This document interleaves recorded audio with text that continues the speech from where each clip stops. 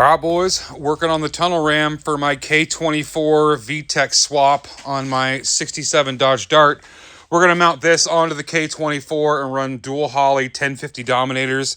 And I got to get the VTEC working, all the cam phasers and all that shit going. But first, I got to work on the throttle linkage. So here's what I got. I got my ball crank mounted up, and I've got this taped in place. This is depicting full throttle, so I know where my cable height is.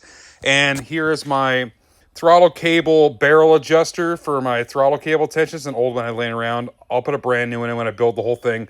But I need this to anchor it back here somewhere. And I'm going to use this pad that should be used for either nitrous injection or for fuel injection. This engine's not getting direct port nitrous, and it's not getting EFI bungs. So I'm going to drill them to 5/16 and tap them. I'm not going all the way through the intake. I'm just going to go down far enough to get threads in to hold my bracket. So I've already done some measurements. I need to be back in this area somewhere. So I've got to make a bracket to do that. So let's get after it, boys. So I got a piece of scrap aluminum on here. And what I've done is I've pointed this out, and I've got a marker where center of throttle cable is this way, side to side. And I've also got a mark here for how far back I want my adjuster nut.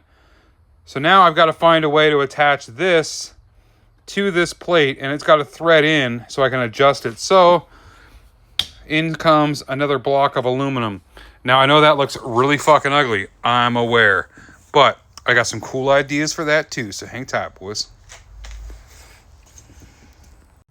So here is my plexiglass template for how I want to mount my throttle cable.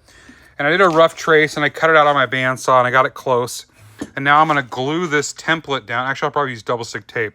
I'm going to double stick the tape or the template down, and then I'm going to use that to run it through my router and get my fingers nice and close to the blade. Let's see what happens.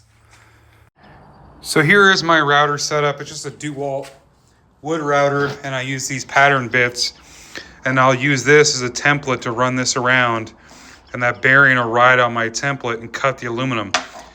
Now this is fucking pretty sketchy, and my hands are pretty close, so if you guys hear sirens, let me know, because I'm a little worried about this one. Let's get her done. Was a little bit nerve-wracking, but we got her, boys. Now let's get some cleanup sanding, and then we're on to the next stage. So here is my piece all sanded up, and then you'll notice on the bottom side I drilled and tapped these holes for a 1024 screw. And this is that plate that bolts the intake. I countersunk these two screws, and these bolt holes I can attach from the bottom. So let me get this mounted up, and I'll show you what this looks like. So there's my countersink screws in, and now I just got to put this on here and attach my bolts from the bottom, and I'll show you that. So now you can see how that turned out. I still got to come through and bevel these edges with the router and clean up the sanding a little more, but as you can see, I got a nice straight shot for my linkage.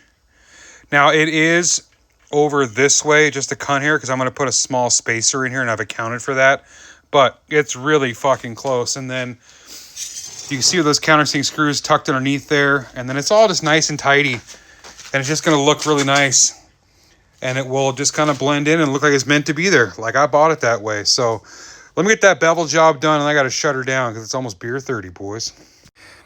So here she is, all done, ready for powder coat. I got the bevel job all done, and it just looks really nice, boys. And then you can see the bolts just tuck in up underneath and disappear. It should be real nice, boys. Stay tuned for the next bit of progress.